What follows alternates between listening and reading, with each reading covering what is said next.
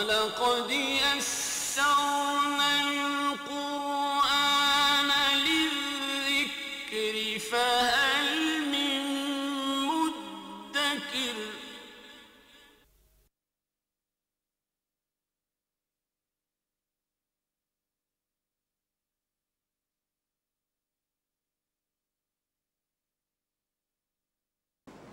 اعوذ باللہ من الشیطان الرجیم بسم اللہ الرحمن الرحیم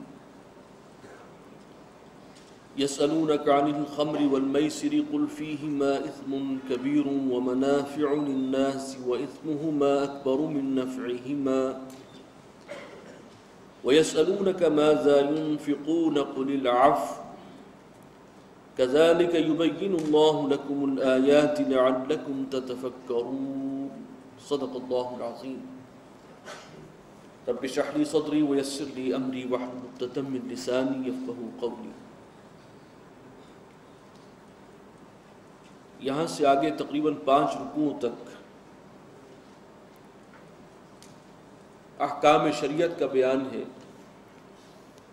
خمر و میسر کے ذکر سے بات شروع ہوئی ہے، اور پھر خاص طور پر گھریلو معاملات، نکاح، طلاق، معاشرتی معاملات، عدت اور رضاعت، ان پر آپ دیکھیں گے کہ بڑی تفصیل سے ہدایات آئی ہیں، اور جو شریعت کے احکامات ہیں ان کی یہاں پر وضاحت موجود ہے۔ یسألونک عن الخمر والمیسر، یہ پوچھتے ہیں آپ سے شراب کے بارے میں اور جوئے کے بارے میں۔ قل فیہما اثم کبیر، کہہ دیجئے کہ ان دونوں میں بہت بڑا گناہ ہے، ان دونوں چیزوں میں۔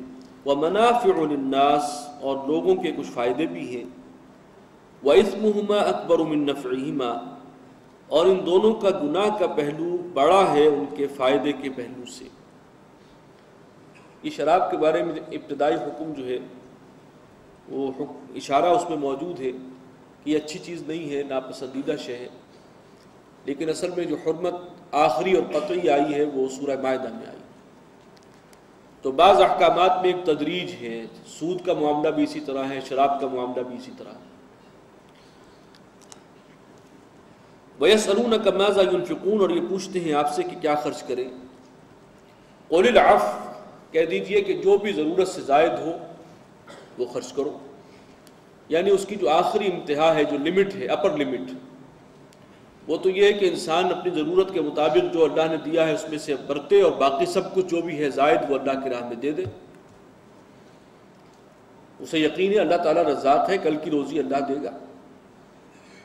یہ ہے اپر لمٹ، یہ اخلاقی اعتبار سے بہت اونچا درجہ ہے۔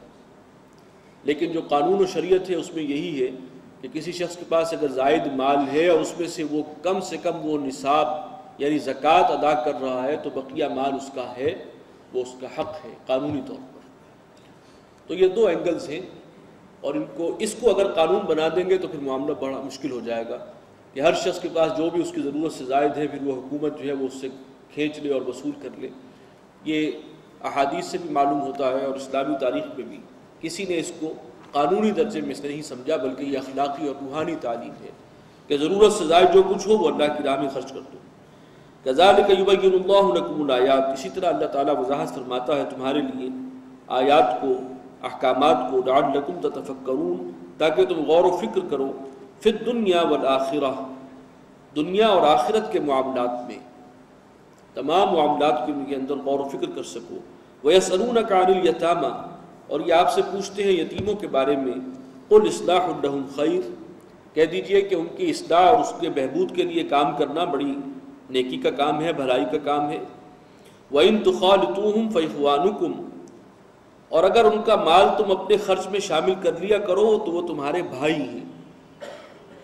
اس سے پہلے مکی صورتوں میں بڑے سخت احکامات آئے ہیں کہ یتیم کے مال کے قریب تک مت جاؤ، وَلَا تَقْرَبُوا مَالَ الْيَتِيمِ۔ تو جن لوگوں کے بھی زیر سرپرستی، زیر کفالت کچھ یتیم بچے تھے، انہوں نے ان کا مال بالکل الگ کر دیا، روٹی ہانڈی الگ کر دی، اور اس سے خود بھی مشقت میں پڑے، ایک ایک پیسے کا حساب۔ تو یہاں فرمایا کہ اس میں کوئی حرج نہیں ہے۔ وَإِن تُخَالِطُوهُمْ، اگر تم ان کے مال کو اپنے مال کے ساتھ شامل کر کے کوئی تجارت کرو، فَإِخْوَانُكُمْ، وہ تمہارے بھائی بند ہیں، تمہارے ہی عزیز رشتہ دار ہیں، جو بھی ہیں اس معاشرے کا حصہ ہیں۔ وَاللَّهُ يَعْلَمُ الْمُفْسِدَ مِنَ الْمُصْلِحِ، اور اللہ جانتا ہے اس کو بھی کہ جو مفسد ہے، جس کے دل میں کھوٹ ہے، نیت جس کی خراب ہے، اور اس کو بھی کہ جو اصلاح چاہتا ہے۔ یہ تو اللہ تعالیٰ اس کے مطابق تمہارا معاملہ کرے گا۔ وَإِن تُخَالِطُوهُمْ فَإِخْوَانُكُمْ وَاللَّهُ يَعْلَمُ الْمُفْسِدَ مِنَ الْمُصْلِحِ وَلَوْ شَاءَ اللَّهُ لَأَعْنَتَكُمْ، اور اگر اللہ چاہتا تو تمہیں تنگی میں ڈالے رکھتا، وہی حکم برقرار رہتا کہ روٹی ہانڈی سب علیحدہ، ایک ایک پیسے کا علیحدہ ان کا حساب رکھو، لیکن اللہ نے تمہیں اس مشکل سے بچا لیا۔ ان اللہ عزیز الحکیم، اللہ غالب زبردست ہے، حکمتوں والا ہے۔ وَلَا تَنكِحُوا الْمُشْرِكَاتِ حَتَّى يُؤْمِنْ، اور نکاح نہ کیا کرو مشرک عورتوں سے جب تک کہ وہ ایمان نہ لے آئیں۔ وَلَأَمَةٌ مُؤْمِنَةٌ خَيْرٌ مِّن مُشْرِكَةٍ، اور ایک مومن لونڈی اور باندی بہتر ہے ایک مشرک عورت سے، یعنی آزاد مشرک عورت سے۔ وَلَوْ أَعْجَبَتْكُمْ، چاہے وہ مشرکہ جو ہے وہ تمہیں پسند آئے، تمہارے دل کو اچھی لگتی ہو۔ وَلَا تُنكِحُوا الْمُشْرِكِينَ حَتَّى يُؤْمِنُوا، اور اپنی عورتوں کو بھی مشرکین کے نکاح میں نہ دیا کرو جب تک کہ وہ ایمان نہ لے آئیں۔ وَلَعَبْدٌ مُؤْمِنٌ خَيْرٌ مِّن مُشْرِكٍ، اور ایک مومن غلام بہتر ہے آزاد مشرک سے، چاہے وہ صاحب حیثیت ہے مشرک، لیکن اللہ کی نگاہ میں مومن غلام جو ہے وہ کہیں بہتر ہے۔ وَلَوْ أَعْجَبَكُمْ، چاہے تمہیں اس مشرک کا جو ہے وہ سٹیٹس بڑا اچھا لگتا ہو۔ أُولَٰئِكَ يَدْعُونَ إِلَى النَّارِ، یہ وہ لوگ ہیں جو جہنم کی طرف، آگ کی طرف بلانے والے ہیں۔ وَاللَّهُ يَدْعُو إِلَى الْجَنَّةِ وَالْمَغْفِرَةِ بِإِذْنِهِ، اور اللہ تعالیٰ بلاتا ہے تمہیں جنت کی طرف اور مغفرت بخشش کی طرف اپنے حکم سے، اپنے اذن سے۔ وَيُبَيِّنُ آيَاتِهِ لِلنَّاسِ، اور وہ کھول کر واضح فرماتا ہے آیات، نشانیاں، اپنے احکام لوگوں کے لیے، لَعَلَّهُمْ يَتَذَكَّرُونَ، تاکہ وہ نصیحت حاصل کریں۔ وَيَسْأَلُونَكَ عَنِ الْمَحِيضِ، یہ بار بار لفظ آ رہا ہے، یسألونک یسألونک، یہ پوچھتے ہیں آپ سے، یہ پوچھتے ہیں۔ یہ اصل میں ایمان اور تقوی کے نتیجے میں لوگوں میں ایک پیاس پیدا ہو چکی تھی، انہیں خود شعور پیدا ہو رہا تھا کہ فلاں فلاں عمل جو ہے ہمارا، اس کے اندر بھی ابھی اصلاح کی ضرورت ہے، فلاں معاملے میں بھی ہم دین کا حکم ہمیں معلوم ہونا چاہیے۔ یہ ایک طبعی پیاس ہے جو ان کے اندر تھی، اور اسی تدریج سے اس معاملے کو آگے بڑھایا گیا۔ وَيَسْأَلُونَكَ عَنِ الْمَحِيضِ، یہ آپ سے پوچھتے ہیں حیض کے بارے میں، عورتوں کے ایام ماہواری کے بارے میں۔ قُلْ هُوَ أَذًى، کہہ دیجئے کہ وہ ناپاکی ہے، گندگی ہے۔ فَاعْتَزِلُوا النِّسَاءَ فِي الْمَحِيضِ، تو الگ رہو عورتوں سے ان ایام میں، حیض کے دن، حیض کے اوقات میں۔ وَلَا تَقْرَبُوهُنَّ حَتَّى يَطْهُرْنَ، اور ان سے مقاربت نہ کرو جب تک کہ وہ پاک نہ ہو جائیں۔ فَإِذَا تَطَهَّرْنَ فَأْتُوهُنَّ مِنْ حَيْثُ أَمَرَكُمُ اللَّهُ، اور جب وہ خوب پاک صاف ہو جائیں تو ان کے پاس آؤ جہاں سے تمہیں اللہ نے حکم دیا ہے۔ ان اللہ یحب التوابین ویحب المتطہرین، بے شک اللہ تعالیٰ پسند کرتا ہے، محبت کرتا ہے کثرت سے توبہ کرنے والوں کو، اور وہ محبت رکھتا ہے خوب پاک صاف رہنے والوں کو۔ نساؤکم حرث لکم، تمہاری بیویاں تمہاری کھیتیاں ہیں، کھیتی کی مانند ہیں۔ فاتوا حرثکم انا شئتم، تو آؤ اپنی کھیتی میں جس طرح چاہو۔ وقدموا لانفسکم، اور اپنے مستقبل کا سامان کرو۔ یہاں واضح کر دیا کہ اصل مقصد منشا جو ہے وہ اولاد کا حصول ہے۔